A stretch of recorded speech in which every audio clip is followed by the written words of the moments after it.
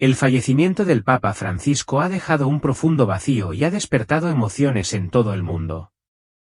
Al hacer una pausa para reflexionar sobre su extraordinaria vida, recordamos que su viaje no comenzó en los majestuosos salones del Vaticano, sino en las modestas y bulliciosas calles de Buenos Aires.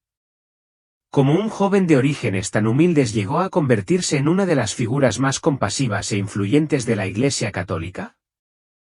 Antes de que el mundo lo conociera como el Papa Francisco, Jorge Mario Bergoglio experimentó un momento de transformación tranquilo pero crucial, uno que moldearía su destino y abriría la puerta a un mensaje sobre Jesús tan poderoso que conmovería los corazones de millones. Su vida nunca estuvo impulsada por la búsqueda de poder o fama, más bien, se definió por una fuerza silenciosa, una fe inquebrantable y un amor profundo que trascendió fronteras y creencias. Antes de profundizar en la profunda revelación sobre Cristo que marcó sus últimos años, demos un paso atrás y recorramos el viaje del Papa Francisco, un camino de fe, humildad y compasión, como una forma de honrar al hombre cuyo fallecimiento ha impactado profundamente a personas de todo el mundo. Jorge Mario Bergoglio nació el 17 de diciembre de 1936 como el mayor de 5 hermanos. Creció en un hogar humilde en Buenos Aires, donde su padre, Mario, un inmigrante italiano, trabajó incansablemente para el ferrocarril para brindar estabilidad a su familia. Su madre, Regina, una mujer devota y cariñosa, se dedicó a inculcar a sus hijos los valores eternos de la fe, el respeto y la unidad. El vecindario en el que creció Jorge era un crisol de culturas, con familias de diversos orígenes conviviendo una al lado de la otra. Este entorno diverso lo expuso a diferentes visiones del mundo desde una edad temprana, moldeando su perspectiva y alimentando un profundo sentido de empatía y comprensión, cualidades que permanecerían con él durante toda su vida. Aunque su familia estaba profundamente arraigada en el catolicismo, fue la naturaleza multicultural de su vecindario lo que influyó en su desarrollo del sentido de compasión.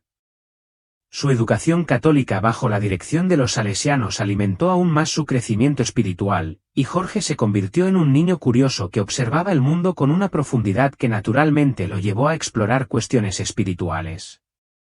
Al reconocer su naturaleza inquisitiva, sus padres lo inscribieron en una escuela católica local conocida por su énfasis en el desarrollo moral y espiritual. Jorge rápidamente se destacó no solo por su capacidad académica, sino también por su sincero interés en los asuntos de fe.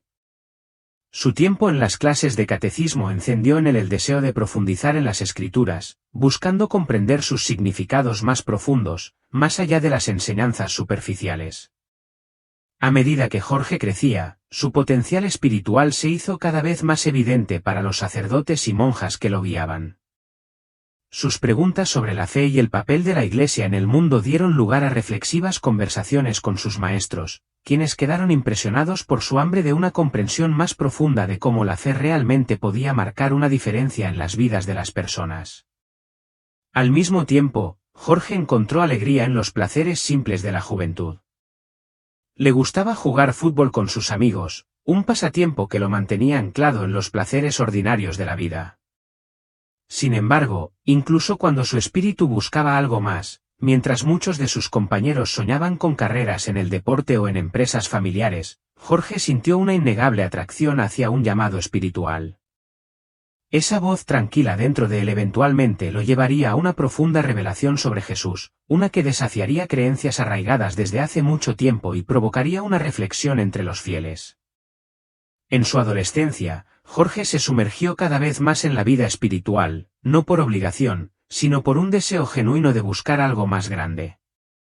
Pasó más tiempo reflexionando y orando en silencio, visitando la iglesia. Sus amigos comenzaron a notar el cambio en él. Mientras otros estaban preocupados por las distracciones de la juventud, Jorge parecía estar preparándose para un propósito mucho más allá de su comprensión. Esto marcó el comienzo de un extraordinario viaje espiritual para Jorge Mario Bergoglio, uno que no solo moldearía su propia vida, sino también la de muchos otros. Desde temprana edad, mostró una sensibilidad espiritual que, aunque sincera, no estuvo exenta de desafíos. Hubo momentos en los que cuestionó su fe, lidiando con la injusticia y las contradicciones que presenció en el mundo, la pobreza que plagaba su vecindario y el malestar político que sacudió a Argentina durante esos años. En medio de estas luchas, Jorge reflexionó sobre la antigua pregunta: si Dios es amor, ¿por qué hay tanto sufrimiento? Estas dudas lo llevaron a una profunda lucha interna, dividido entre la creencia y el escepticismo, entre los ideales de la religión y las duras realidades del mundo que lo rodeaba.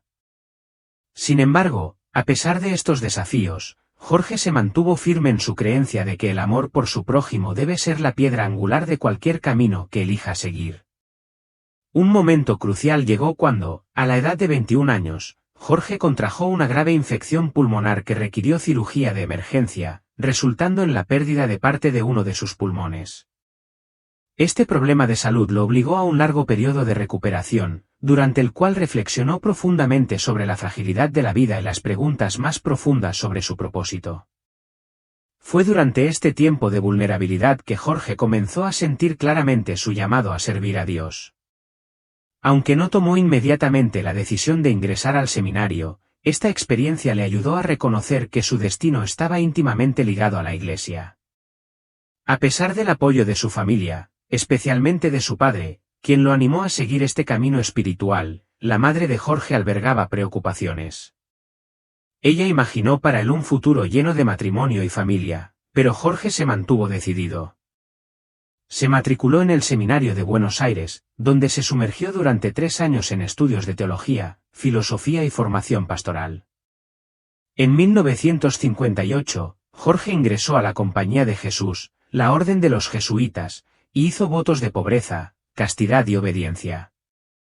Su formación con los jesuitas fue intensa, combinando el estudio teológico con un enfoque en el servicio comunitario. Durante este tiempo meditó en pasajes bíblicos como Mateo 25, 35-36, que enfatizan la importancia de cuidar a los necesitados. Estas enseñanzas moldearon profundamente su visión del servicio y la misión pastoral. En 1969, Jorge fue ordenado sacerdote, marcando el comienzo de un nuevo capítulo en su vida, donde se dedicó tanto a la enseñanza como al trabajo pastoral. Su capacidad para inspirar el pensamiento crítico y actuar con integridad moral resonó en sus alumnos. Este periodo coincidió con una época de gran agitación política en Argentina, ya que el país estaba gobernado por una dictadura militar. Sin embargo, Jorge se mantuvo inquebrantable en su compromiso con la justicia y la misericordia, guiado por principios bíblicos. En 1973, fue nombrado superior provincial de los jesuitas en Argentina, cargo en el que demostró liderazgo y responsabilidad. Su influencia dentro de la Iglesia creció constantemente, y en 2001, el Papa Juan Pablo II lo elevó al rango de cardenal, ampliando aún más su alcance. El papado del Papa Francisco fue la culminación del viaje de su vida. Su elección como primer papa jesuita marcó un punto de inflexión histórico, caracterizado por su profunda humildad y compromiso para abordar los problemas sociales más apremiantes. Desde el comienzo de su papado, se distinguió por enfrentar con valentía los desafíos globales y abordar temas delicados, lo que le valió la reputación de ser un líder que no teme desafiar el status quo. Sus acciones a lo largo de su papado encarnaron las enseñanzas de las Escrituras, desde su defensa de los pobres y marginados hasta su énfasis en la administración ambiental y la justicia social. Su humildad, manifestada en su decisión de vivir en la Casa Santa Marta en lugar del lujoso Palacio Apostólico, simbolizó su solidaridad con los más vulnerables. El liderazgo y las enseñanzas de Francisco han dejado una marca indeleble en la Iglesia y el mundo, inspirando una fe más inclusiva y compasiva, arraigada en el Evangelio. El enfoque del Papa Francisco sobre temas como las relaciones entre personas del mismo sexo y el aborto, aunque controvertido, refleja su deseo de misericordia y comprensión. Su llamado a una comprensión práctica y compasiva de la vida y la misión de Cristo continúa resonando en personas de todas las religiones. Su visión de Jesús como modelo de atención a los pobres, los enfermos y los marginados sigue siendo una luz guía para los cristianos de todo el mundo, invitándolos a seguir sus pasos de amor y compasión. En verdad os digo, que todo lo que hicisteis a uno de estos hermanos míos más pequeños, a mí lo hicisteis. Estas poderosas palabras resuenan profundamente y hacen eco en las enseñanzas del Papa Francisco. Sus reflexiones no solo han desafiado las normas establecidas desde hace mucho tiempo dentro de la Iglesia, sino que también han pedido un redescubrimiento fundamental de su misión central: amar incondicionalmente, servir desinteresadamente y llevar esperanza a un mundo desesperado. Por ello, en estos tiempos difíciles, su llamado a la acción es una invitación a los fieles a volver a centrarse en lo que realmente importa: la encarnación viva del amor y la compasión de Dios. Al hacer una pausa y reflexionar sobre estas profundas verdades, recordamos el poderoso pasaje de 1 Juan 4:16, Dios es amor, el que vive en amor, vive en Dios, y Dios en él. Estas palabras no son solo una declaración, sino un fundamento de la vida cristiana. Si estas reflexiones han tocado tu corazón, te invito a seguir interactuando con nosotros. Por favor, considera darle me gusta a este vídeo y suscribirte a nuestro canal. Su apoyo, incluido un gran agradecimiento, garantiza que podamos continuar creando contenido que explore estas verdades espirituales profundas. Su compromiso nos ayuda a seguir caminando juntos en este camino de fe y comprensión. Gracias por ser parte de esto. Los cimientos mismos de la Iglesia pueden estar más cerca de su cumplimiento de lo que muchos creen. Las acciones y palabras actuales del Papa Francisco parecen indicar que nos acercamos al clímax de esta antigua visión. En este vídeo, profundizaremos en los significados ocultos detrás de la profecía de San Malaquías y exploraremos cómo su cumplimiento podría cambiar el curso de la historia. San Malaquías, que vivió entre 1094 y 1148, no solo era conocido por sus milagrosos dones curativos, sino que también es particularmente recordado por sus visiones proféticas. Estas profecías, que luego fueron autenticadas por la Iglesia Católica, han intrigado tanto a fieles como a escépticos. Canonizado en 1190 por el Papa Clemente III, la visión más famosa de San Malaquías se produjo durante una peregrinación a Roma en 1139. En esta visión, vio una lista de 112 papas que reinarían hasta el fin de los tiempos, acompañada de breves descripciones en latín que identificaban a cada pontífice. Este manuscrito, que inicialmente fue confiado al Papa de la época, permaneció oculto durante siglos en los archivos del Vaticano. Cuando finalmente se reveló, los líderes de la Iglesia quedaron atónitos al encontrar sorprendentes paralelos entre las descripciones de la profecía y los reinados papales a lo largo de la historia. Según la predicción de San Malaquías, solo habría 112 papas desde el momento en que se escribió la profecía. La pregunta que hoy surge en muchas mentes es: ¿dónde nos encontramos en esta línea de tiempo profética? Bueno, no hay necesidad de contar a los papas, déjame decirte claramente, ya hemos visto al 111 ir y venir. Ahora, veamos lo que dice la profecía sobre el último papa. La descripción que San Malaquías hace de este papa dice: Gloria Oliva o la gloria del olivo. Muchos creen que el Papa Benedicto XVI, elegido el 20 de abril de 2005, es el papa al que se refiere como el último. Incluso el propio Papa Benedicto reconoció que su papado probablemente sería breve debido a su avanzada edad y su salud deteriorada, alimentando aún más la creencia de que la profecía se estaba alineando con la realidad. Pero ¿qué pasa con el último papa? Según la visión de San Malaquías, el último papa liderará durante una época de gran persecución. Este papa, conocido como Pedro el Romano, pastoreará a los fieles a través de inmensas pruebas. La profecía, además, predice la destrucción de la ciudad de las 7 colinas, una clara referencia a Roma, que se describe en el libro del Apocalipsis como la ubicación de Babilonia. Esta siniestra visión ha llevado a muchos a creer que la profecía de San Malaquías apunta al fin del mundo tal como lo conocemos. Si la profecía es realmente cierta, el cumplimiento de estas palabras puede estar más cerca de lo que pensamos. Muchos interpretan el título de Pedro el Romano como refiriéndose al Papa Francisco. Si bien Francisco no está directamente relacionado con la ciudad de Roma, su papado tiene una conexión simbólica a través de su nombre, que se basa en el legado de San Francisco de Asís. Su padre biológico, Pedro, comparte nombre con el primer papa, Pedro, lo que refuerza el vínculo profético. Sin embargo, el Papa Francisco no ha mostrado ninguno de los comportamientos temidos que algunos esperarían de este último papa. Sin embargo, la profecía de San Malaquías sugiere que puede llegar un momento en que Satanás engaña a este papa, aunque ese momento aún no ha llegado.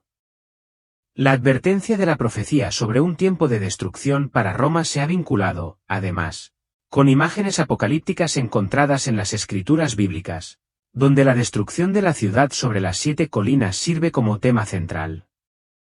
Las interpretaciones de la profecía de San Malaquías siguen profundamente divididas. Algunos lo consideran una revelación genuina, mientras que otros se muestran escépticos. Si el Papa Francisco es realmente el último papa, es una cuestión que sigue despertando curiosidad y preocupación. Solo el tiempo revelará si la visión de San Malaquías realmente se está haciendo realidad. El 12 de marzo de 2013, los cardenales se reunieron dentro del Vaticano para un cónclave rodeado de misterio. Después de días de votación, humo negro salió de la Capilla Sistina, indicando que no se había tomado ninguna decisión. Pero finalmente, el 13 de marzo, se levantó humo blanco y se hizo el anuncio: Habemus Papa. Se había elegido al Papa Francisco, el primer papa no europeo de la historia. Su elección marcó un momento histórico, pero también fue una señal de que la Iglesia estaba entrando en una nueva era.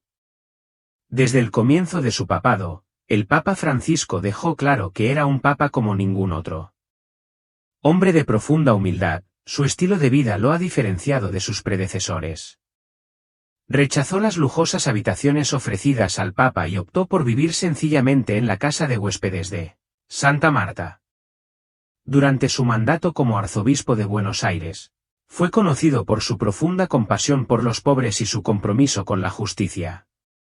Aunque el Papa Francisco es teológicamente conservador, se ha mantenido inflexible en su defensa de los marginados.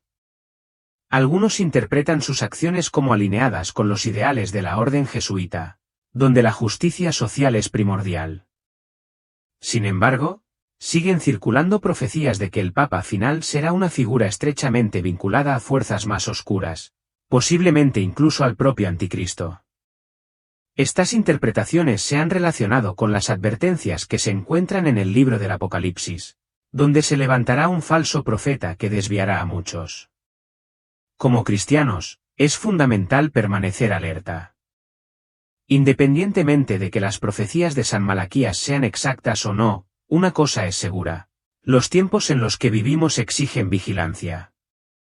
Los acontecimientos que se desarrollan hoy pueden servir como señales que apuntan hacia el cumplimiento de estas antiguas profecías, pero debemos abordarlos con cautela y discernimiento. ¿Podría el Papa Francisco ser el último papa? No lo sabemos, pero la posibilidad de que estemos presenciando las etapas finales de la historia papal es algo que no podemos ignorar.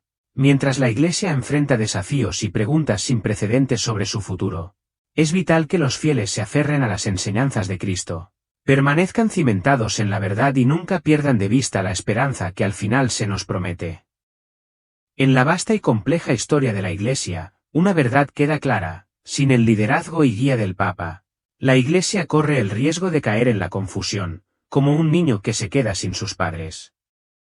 Historia en los que surgieron múltiples aspirantes al papado.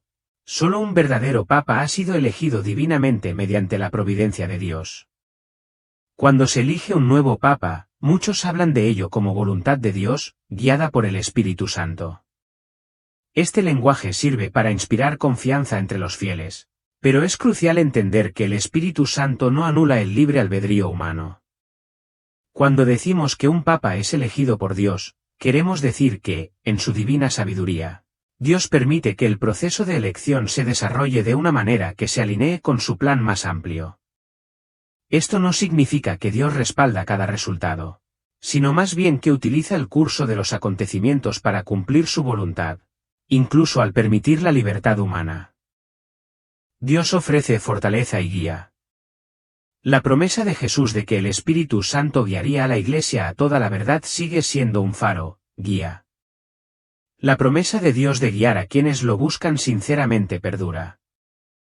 Y cuando el Papa Francisco se acercaba al final de su vida terrenal, su mirada se volvió una vez más hacia Cristo, no como un teólogo o un pontífice, sino como un hombre que se prepara para encontrarse con su Señor. En sus momentos finales, compartió una visión profética que resonará mucho más allá de su fallecimiento.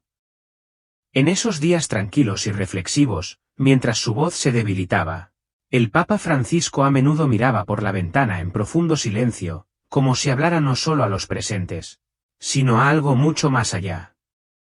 Fue en esos momentos que compartió una visión profunda y profética sobre Jesús, una visión nacida no del miedo o del dogma, sino de una fe inquebrantable en Cristo, aquel que sostiene todas las cosas.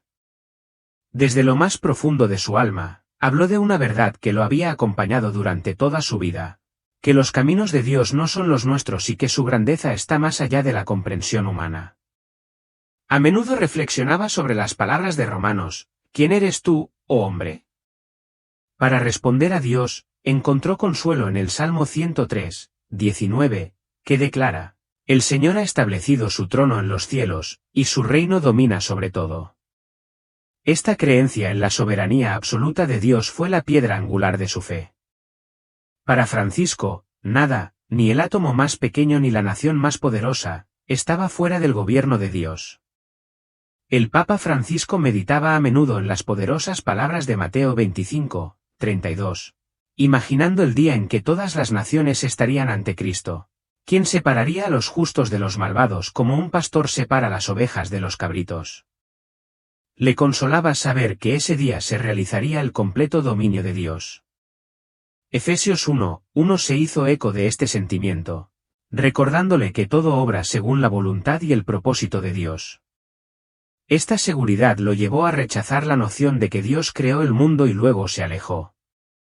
En cambio, creía que Dios sigue íntimamente involucrado en cada detalle de la creación, desde las leyes de la naturaleza hasta los acontecimientos de la historia humana. Cuando ocurrieron acontecimientos extraordinarios, Francisco no los consideró aleatorios o milagrosos en el sentido convencional. Más bien, los vio como casos en los que Dios decidió actuar de una manera particular. Creía que el mundo natural no estaba gobernado por leyes impersonales, sino por la mano firme de Dios. Encontró consuelo en el Salmo 147, 15-18, que habla del poder de Dios sobre la naturaleza, desde enviar nieve hasta controlar los vientos y las aguas. Para el Papa Francisco, esta creencia se extendía más allá del mundo natural, para incluir a todas las criaturas vivientes. A menudo reflexionaba sobre la historia de Jonás, donde Dios usó un gran pez y una tormenta para guiar al profeta de regreso a su voluntad. Francisco vio esto como una prueba de que la soberanía de Dios se extiende incluso a las criaturas más pequeñas e insignificantes, como un gorrión que cae al suelo. Mateo 10:29 recuerda que ni siquiera un gorrión se aparta de la voluntad de Dios. ¿Verdad que le trajo paz en sus últimos días? En sus últimos días, el Papa Francisco expresó una profunda convicción de que nada, ni siquiera el sufrimiento o la pérdida, podría frustrar los planes de Dios. Había sido testigo, a lo largo de su vida, de cómo Dios obra de manera oculta, incluso a través de las dificultades y el dolor. Al reflexionar sobre la vida de José, Francisco vio cómo Dios convirtió la traición en salvación. Vosotros pensasteis hacerme mal, dijo José, pero Dios lo encaminó a bien. Génesis 50, 20. El Papa Francisco creía que esto era cierto no solo para José, sino para todos los creyentes. Incluso en medio del sufrimiento, la mano de Dios está obrando. Francisco siempre había creído que la providencia de Dios gobierna todos los aspectos de nuestras vidas.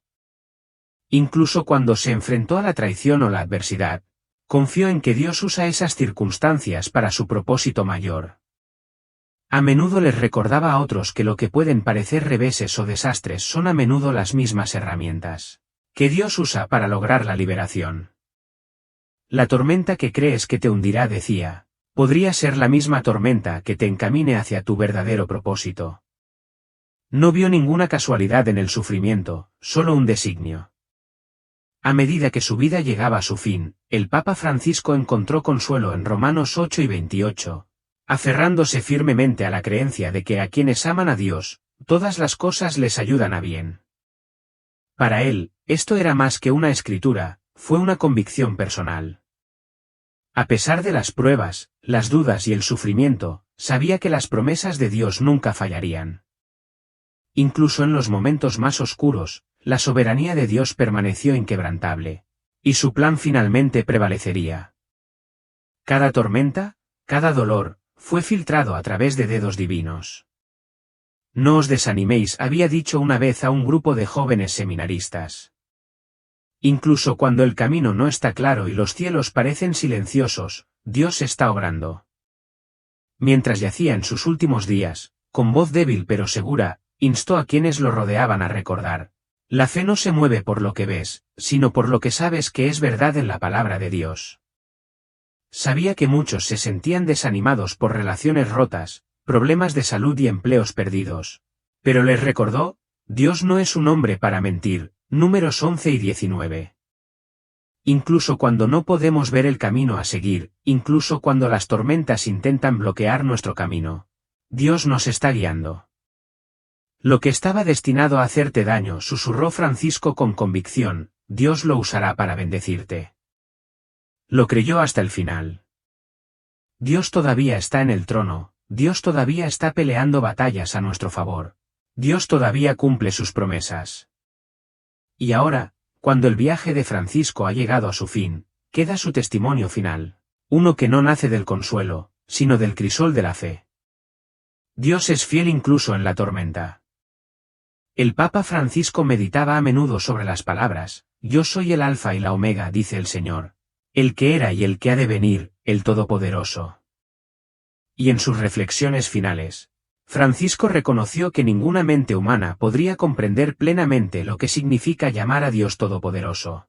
La creación misma ofrece solo un leve vislumbre. Si Dios pudiera estar contenido dentro de los límites de nuestro entendimiento humano, entonces no sería Dios. No se puede encajar lo infinito en lo finito, como declara Isaías 66, 1, el cielo es mi trono y la tierra el estrado de mis pies. Si ni siquiera los cielos pueden contenerlo, ¿qué nos hace pensar que nuestros pensamientos podrían hacerlo? Nadie puede definirlo completamente. Sin embargo, las Escrituras nos dan vislumbres: Dios es espíritu, reinando en poder y gloria sobre toda la creación. Los santos, los 24 ancianos y los ángeles se inclinan ante él en reverencia. Dios existía antes de que el mundo comenzara. Génesis 1. 2 nos dice que el Espíritu de Dios se movía sobre las aguas cuando la tierra aún estaba desordenada y vacía. Desde el principio, Dios fue y siempre será.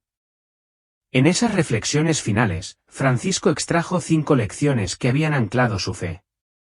Dios es espíritu, como dice Juan 4, Dios es espíritu, y sus adoradores deben adorar en espíritu y en verdad. Francisco creía que la capacidad de uno para vivir en la presencia de Dios dependía de su intimidad espiritual con Él. Uno no puede estar delante de un Dios santo sin estar interiormente alineado con su espíritu. La relación entre la humanidad y Dios es espiritual, y nuestros espíritus deben nacer de nuevo.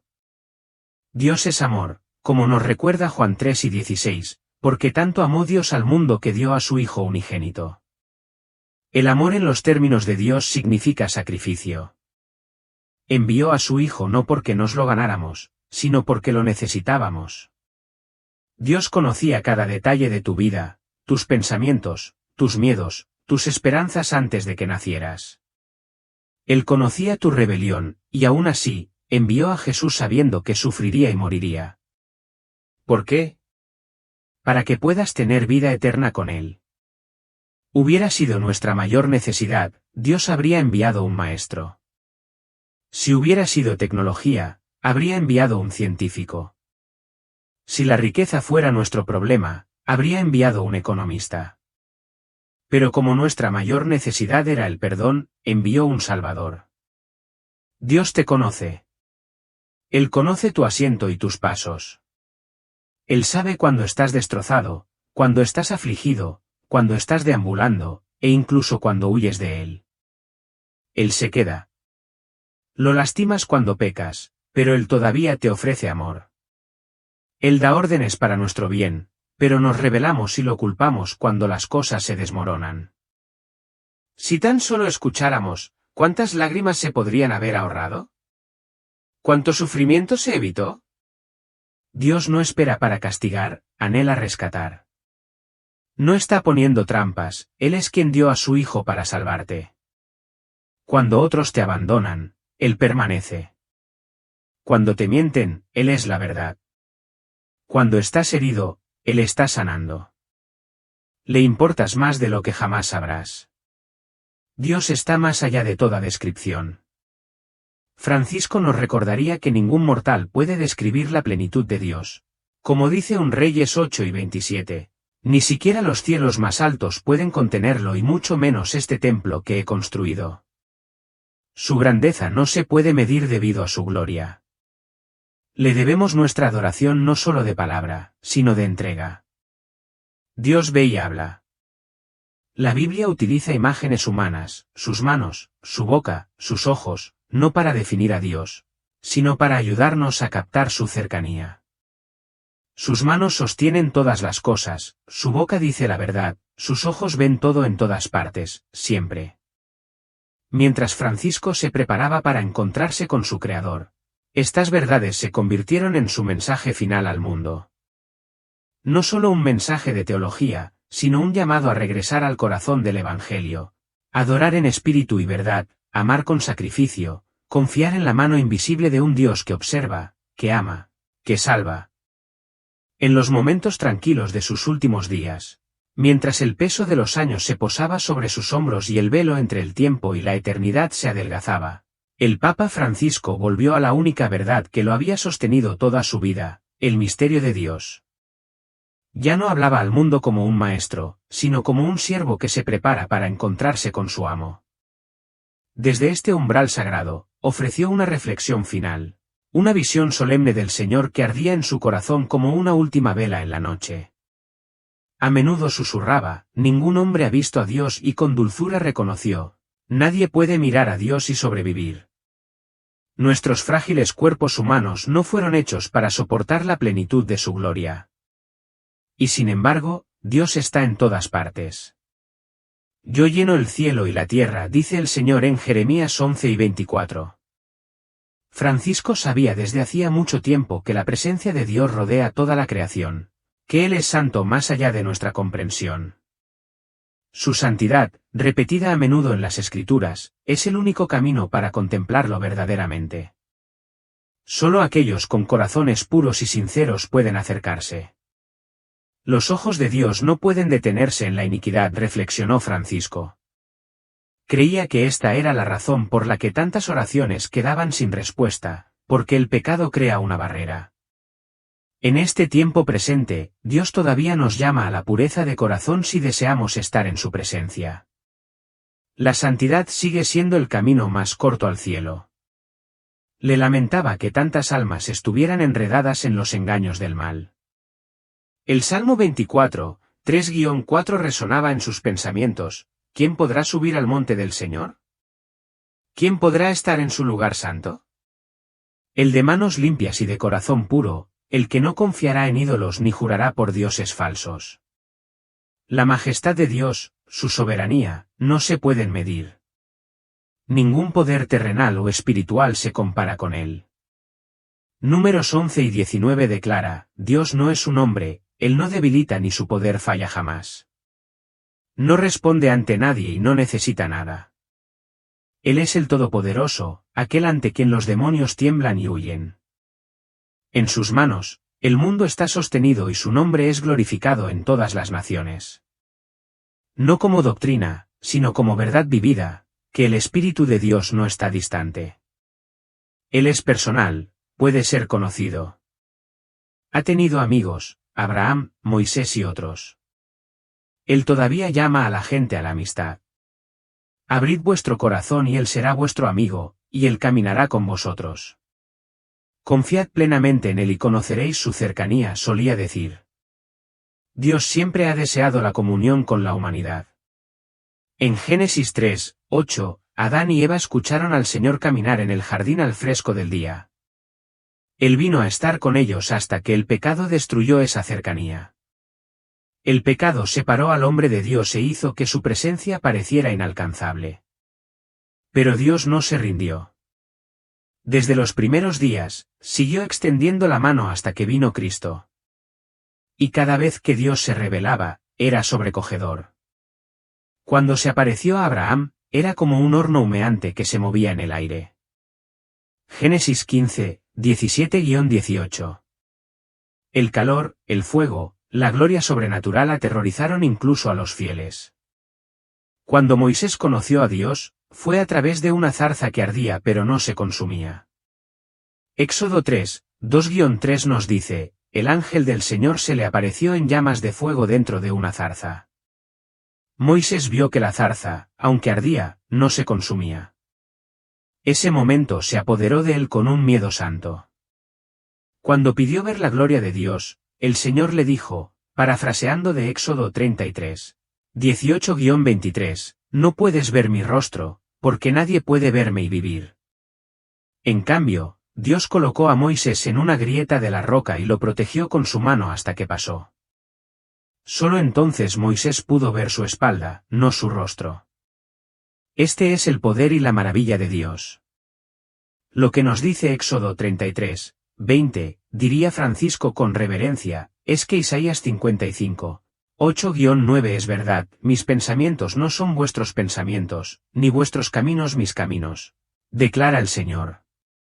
Como son más altos los cielos que la tierra, así son mis caminos más altos que vuestros caminos y mis pensamientos más que vuestros pensamientos. Dios está más allá de la imaginación, y hasta el más mínimo vislumbre de su gloria lo transforma todo. Cuando Moisés bajó del monte después de ver solo la espalda de Dios, su rostro brillaba tanto que otros no podían mirarlo. Tuvo que usar un velo porque el resplandor era demasiado. Abraham y Moisés no fueron los únicos que temblaron ante la presencia de Dios. Job también lo experimentó. En Job 38, 1, el Señor le habla desde un torbellino. ¿Alguna vez te has parado en medio de un tornado? Francisco preguntó una vez. Imagina esa fuerza, no de la naturaleza, sino del cielo mismo cayendo sobre ti. Fue más que asombro, era un miedo santo. Este era el Dios al que ahora Francisco se acercaba. No como papa, sino como un hombre frágil, imperfecto, pero fiel. Y con su último aliento, testificó no de doctrinas o instituciones, sino de un Dios cuyo poder es abrumador, cuyo amor es interminable, y cuya presencia, incluso cuando es aterradora, sigue siendo una invitación. Una invitación a la pureza, a la reverencia, y sobre todo, a la amistad. Fuerzas del cosmos giraban alrededor de ese trono y ni siquiera los ángeles podían igualar la majestuosidad de quien estaba sentado en él. Era alto y exaltado, susurró el Papa. Más de una vez podríamos estudiar su grandeza durante 10,000 años y apenas comenzaríamos. Luego, citaría una Crónicas 29, 11 con voz temblorosa, tú eres, oh Señor, la grandeza y el poder y la gloria y la victoria y la majestad. Todo lo que hay en los cielos y en la tierra es tuyo. Para Francisco, esta no era una teología abstracta, fue real. Había visto la mano de este Dios en las tormentas y en la quietud, en las batallas. No tenía fuerzas para luchar, pero aún así, de alguna manera, venció. Hasta el relámpago le obedece. Una vez dijo, la lluvia cae o se detiene según su orden. Él es el Rey de Reyes, el Señor de Señores, el verdadero gobernante de todo. Pero lo que hizo a Dios verdaderamente grande a sus ojos no fue solo su poder, sino su presencia en nuestras luchas personales. Somos sus hijos, dijo Francisco, y la evidencia de su grandeza está en nuestra vida diaria, cuando despertamos, cuando respiramos, cuando sobrevivimos a lo que debería habernos roto. Habló de los desafíos enfrentados y de las victorias obtenidas que no tenían explicación humana. Deberías haber muerto en ese accidente, le dijo a un visitante, pero la grandeza de Dios te ayudó a salir adelante. Luego hacía una pausa, cerraba los ojos y sonreía suavemente. ¿Sigues en pie? A medida que su voz se debilitaba, se apoyaba más en las Escrituras, citando Romanos 2:1, está escrito: Vivo yo, dice el Señor, que ante mí se doblará toda rodilla y toda lengua confesará a Dios. Habló de ángeles en el cielo inclinándose ante Dios, no una vez, sino una y otra vez, porque cada vez que miraban hacia arriba, Dios había hecho algo nuevo, algo maravilloso. Lloran, santos, una y otra vez susurró, porque siempre hay más de su grandeza para contemplar. Cerca del final, Francisco se preguntó en voz alta si nosotros en la tierra realmente entendíamos lo que esos ángeles ya sabían. ¿Ves lo genial que es?, preguntó un día, sus ojos buscando a quienes lo rodeaban. Aprende de los ángeles, deja que tu corazón se doblegue ahora, no más tarde, porque solo Dios es grande. Para él, la grandeza de Dios no se trataba solo de la creación o el mandato, sino en su cercanía, en la alegría, en el dolor, en los rincones escondidos de nuestras vidas. Él está allí, dijo el Papa en voz baja, con una voz tranquila y tranquilizadora.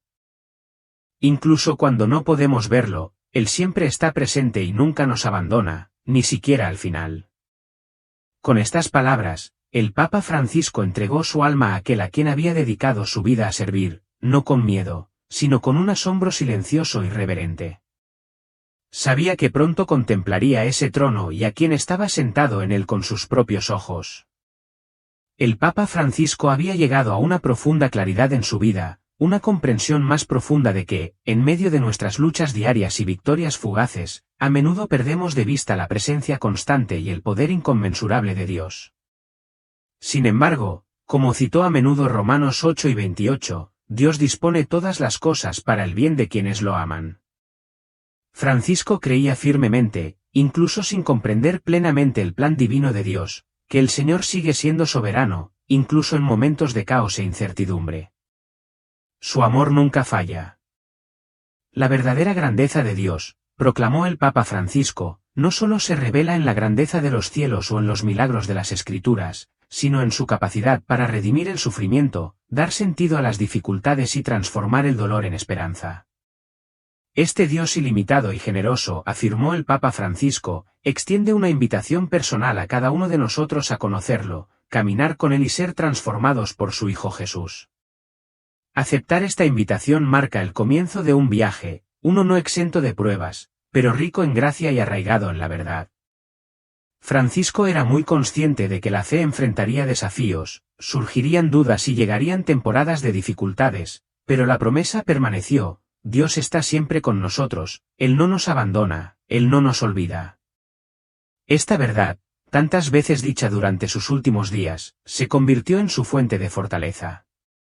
A medida que su cuerpo físico se debilitaba, había sido testigo de la mano de Dios obrando en los momentos más pequeños e íntimos, moldeando vidas, tocando corazones y revelando su propósito divino en lo ordinario y lo quebrantado. El Papa Francisco creía que la grandeza de Dios no solo se demuestra en la inmensidad del cosmos o en los actos extraordinarios registrados en las Escrituras, sino en su amor inquebrantable por cada alma individual. Es en su gracia que nos sostiene, y en la tranquila e inquebrantable seguridad de que nunca estaremos solos. Es esta verdad la que le dio al Papa Francisco su paz más profunda, el conocimiento de que el Creador del universo se preocupa personalmente por todos y cada uno de nosotros. Al acercarse al final de su viaje terrenal, el Papa Francisco se aferró a esta seguridad con una paz que trascendía el entendimiento, el tipo de paz que solo proviene de conocer verdaderamente la profundidad y la grandeza de Dios. En los días posteriores al fallecimiento del Papa Francisco, el mundo se ha paralizado en solemne reverencia. Las campanas de Roma suenan con un eco más suave, y los corazones de todo el mundo se inclinan de luto, no solo por un líder, sino por un padre, un pastor y un amigo. A Jorge Mario Bergoglio nunca le interesaron los títulos, los honores ni el reconocimiento mundano. Su único deseo era caminar humildemente con su Dios, tender la mano a los olvidados, tocar las heridas con misericordia y recordar a cada alma su valor inherente y su profundo amor a los ojos de Dios. Su vida misma se convirtió en una humildad viviente, mucho más fuerte de lo que cualquier sermón podría jamás expresar. Sus acciones invitaron a la Iglesia a levantarse a servir, a lavar los pies y a escuchar con compasión. Llevaba la sotana blanca no como símbolo de poder, sino como un manto de responsabilidad, un recordatorio del deber sagrado que le había sido confiado.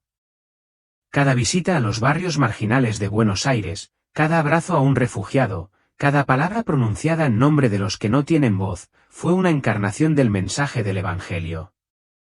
Cuando otros optaron por el silencio, él habló. Cuando el mundo se enfrió, él lo calentó con el lenguaje de la compasión. Abrió de par en par las puertas de la iglesia, invitando incluso a aquellos que durante mucho tiempo habían olvidado a Dios a escuchar su susurro: ven a casa. Nos enseñó que la santidad no es perfección, sino presencia.